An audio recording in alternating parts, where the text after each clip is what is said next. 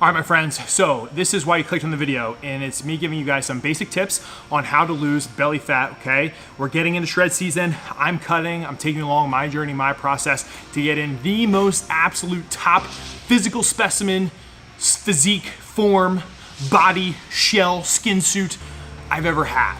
All right, so I wanna share these tips with you guys, and a lot of the clients I deal with, this is the things that they struggle with. So the first thing is the principle of you have to be in a caloric deficit to lose weight and burn fat, okay? It's inevitable, you have to be in a caloric deficit.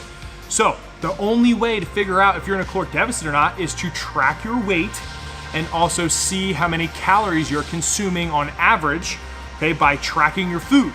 So if you don't know how to track your food, get some sort of tracking app, MyFitnessPal, RP Diet app, I think the one's called Chronometer. There's a ton of other ones out there.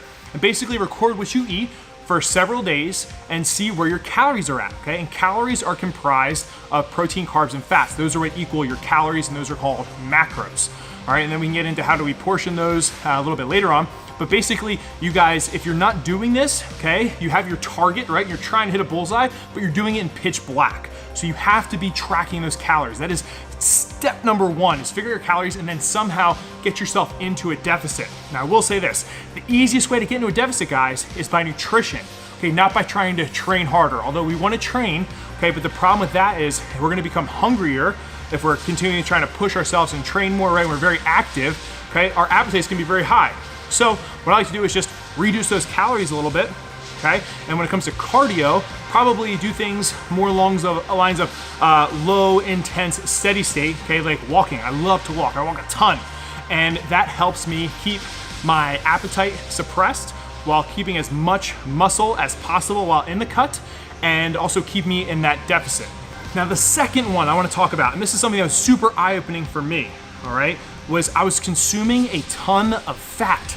And this is like fat I wasn't thinking about, okay? So it's like, you know, we make our eggs, right? We make our food, we may put a little bit of butter, right? Or we think it's a little butter, right? And then we actually measure how much butter, okay, we're using to, you know, get the pan all nice and lubricated, and it ends up being a ton of calories, all right? Same thing what I was doing, man, coffee, right? I was putting in a ton of creamer, right? And I thought, it's okay. It's just like the only one thing I do a day, right? Only a little slack here, cut me a little slack, cut me a little coffee break, right? No, that was like a couple hundred calories, right? So just by reducing the amount of creamer I put in, or just switching to a fat-free creamer, right?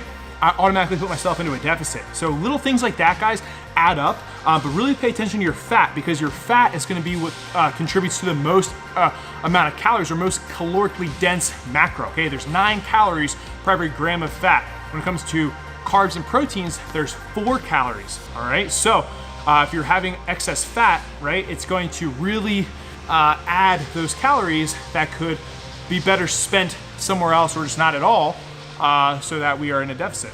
The last tip, okay, and this is something I was guilty of for a long time, okay, is the weekend warrior, right? So I would kill it all week, right? Stick to my macro, stick to my training sessions.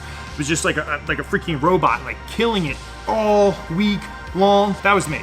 However, on the weekend, right, I thought I'd have a cheat meal. Well, a cheat meal would turn into a cheat day, okay, or a couple cheat meals. And all that hard work that I put in throughout the week, staying in that deficit, I now just balanced out by a weekend of cheat meal, or maybe I drank a little bit too much.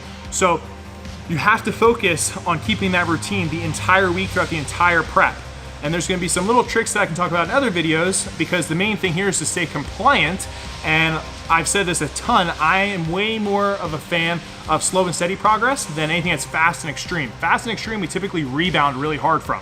Slow and steady wins the race, all right? And it's also gonna keep you mentally sharp throughout the whole thing, and not wanting to cave or have any rebounds with your diet, nutrition, and kind of screwing up your goals, all right? So hopefully those tips helps you guys with, you know, getting shredded for summer, you know, keeping that body fat down or as low as possible, or if you're just starting, you can implement these tips right away. Okay, there you guys have it. We had some training footage, we had some tips on belly fat and staying shredded throughout the summer. Okay, follow me throughout my journey. Make sure you guys are, 1, follow me on Instagram at @ZaStrength. 2, join the Facebook group, The Iron Lions, okay, on Facebook. Just put in a request to get in the group, we'll approve you. And then the other one is subscribe to the channel, share these videos with your friends. We want to get to 100K, that's the goal. 100,000 subscribers, baby. Let's do it. The other thing, HD Muscle, okay? They're my supplement sponsor. Love these guys to death and the company. They have tons of great stuff. Check them out. If you like them, cool, order something. Use code ZACSTRENGTH. If not, no big deal. But until then, guys, stay a lean, mean strength machine. Peace.